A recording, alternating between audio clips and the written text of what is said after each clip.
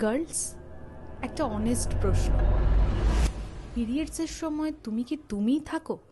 মাসের ওই 5 দিনে আমার মনে হয় আমি না, আমি একটা limited edition version, hormonal deluxe 5.0। 1 minute আগে আমি শান্ত, কম্পোজড, ম্যাচিওর। নেক্সট মিনিট কেউ যদি জিজ্ঞেস করে কি হলো, আমার চোখে জল, মুখের ডায়লগ, কিচ্ছু হয়নি। আর চকলেট চকলেট তখন ফুড না, চকলেট হলো ইমোশনাল সাপোর্ট সিস্টেম। মজাটা হলো এই সময় আমার মনে হয় পুরো পৃথিবী আমার বিরুদ্ধে কনস্পিরেসি করছে। Wifi slow, obviously universe hates me. কেউ রিপ্লাই দেয়নি, ক্লিয়ার, সবাই আমাকে ইগনোর করছে।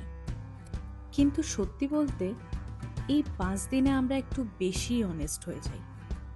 যেটা পুরো মাস ধরে টলারেট করি, এই সময় সেটা টলারেট হয় না। যেটা বলবো বলবো করে বলি না, এই সময় সেটা অটোমেটিক বেরিয়ে আসে। তাই হয়তো পিরিয়ডস মুড সুইং না, হয়তো এটা ট্রুথ সিরাম।